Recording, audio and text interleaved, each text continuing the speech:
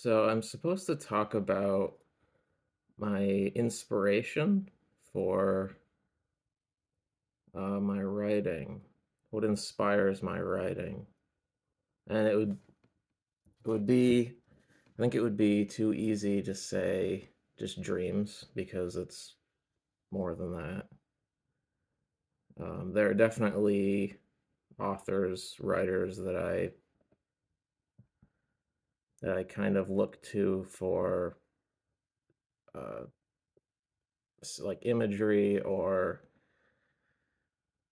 or if I like their phrasing, like and maybe even some unexpected sources like that you might not even consider that I would draw on, um like the Divine Comedy, Dante. um there's actually a list. So I guess inspiration, the list would go from like oldest to most recent.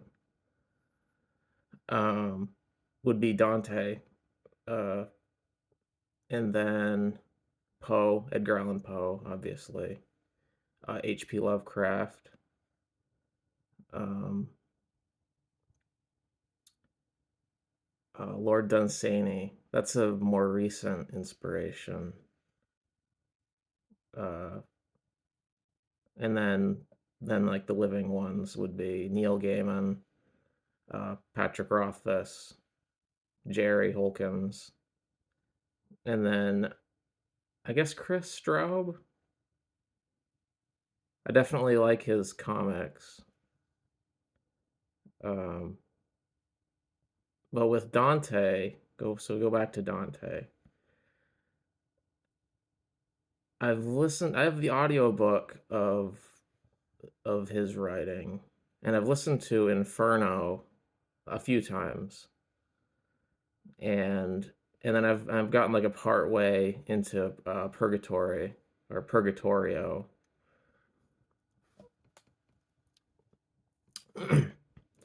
He has a really it's actually really good imagery. Like, if you haven't had anything to do with his writing, it's actually it's actually quite vivid. Um, it's I mean, obviously it's about traveling through hell and then purgatory and then eventually paradise. But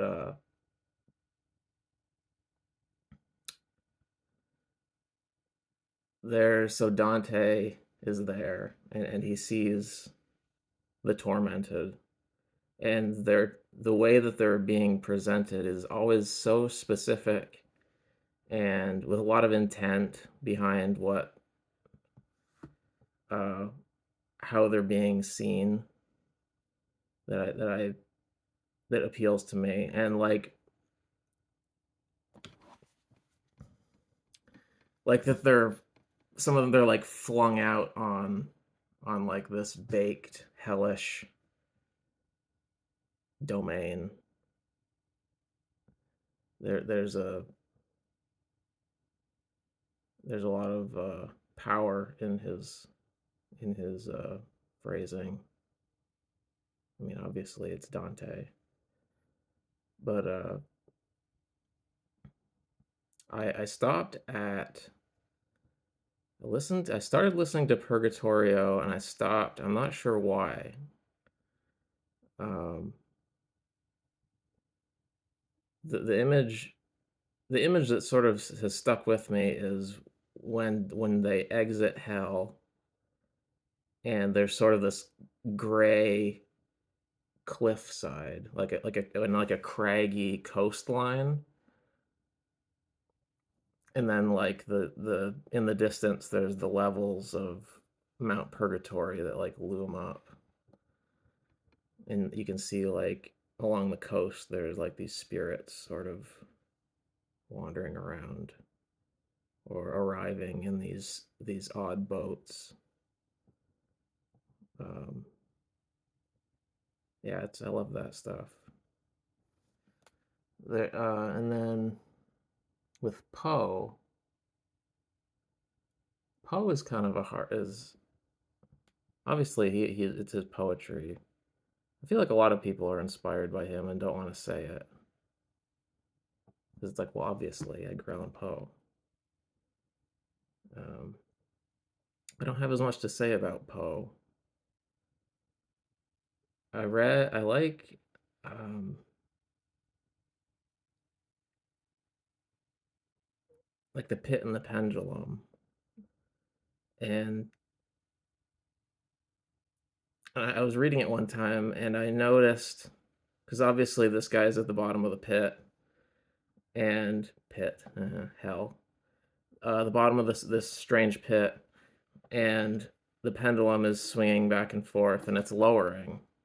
And I realized as I was reading it that as I'm reading it, my eyes are going back and forth down the page as I'm reading it, and I'm like, oh, that's what that giant blade is doing. It's slowly going back and forth and lowering, and as I'm reading it, it's getting closer and closer to the end, and this guy is in torment.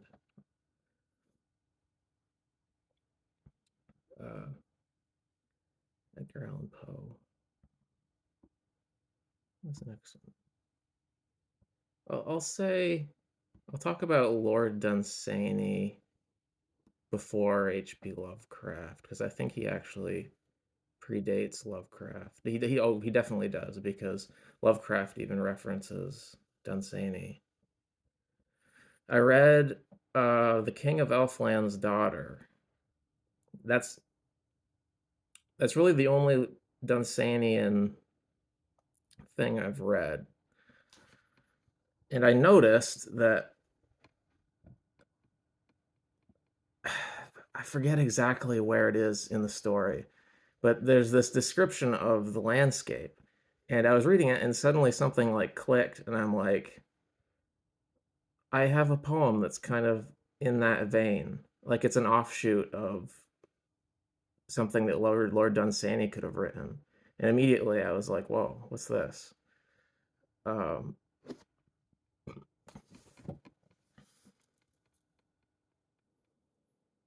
so King of Elfland's Daughter, that's just a great title. The King of Elfland's Daughter. It's very specific. Uh, and then was it? He is very poetic. His like the crafting of his writing is very like deliberately rhythmical and poetic. If you read it, even just like a couple chapters of it, you notice right away it's intentional.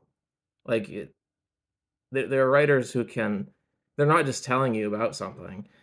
It's in the way that their command of language. That's what Edgar Allan Poe. They're always saying Edgar Allan Poe had an incredible command of language. It's not just telling you what's happening. It's in the phrasing, the word choice. I always like the word melancholy. I always associate with Poe. There's a taste. It's like a melancholy. It makes me think of melons, but um, there's definitely something there.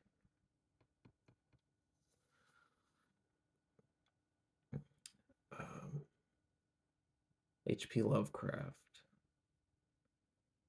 There's like a love hate thing with him. People either like him. If you don't know anything, if you don't know much, you might actually not even realize how much of a maybe how much of an influence H.P. Lovecraft has. Basically anything with there's obviously there's Cthulhu. It's a giant uh, elder god, but it's this like tentacled creature from space. And basically any horror that you watch where there's a tentacle involved in any way, it's Lovecraft. It's H.P. Lovecraft.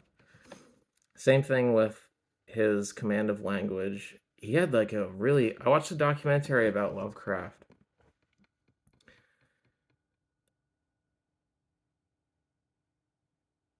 Oh, Neil Gaiman. Yeah, Neil Gaiman was in that documentary. He talked about how Lovecraft's writing was it was like in like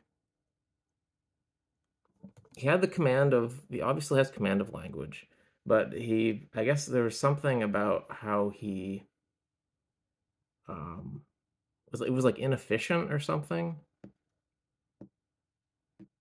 If you research H.P. Lovecraft, you might I think he probably had like a something going on up here that he was having to like withstand.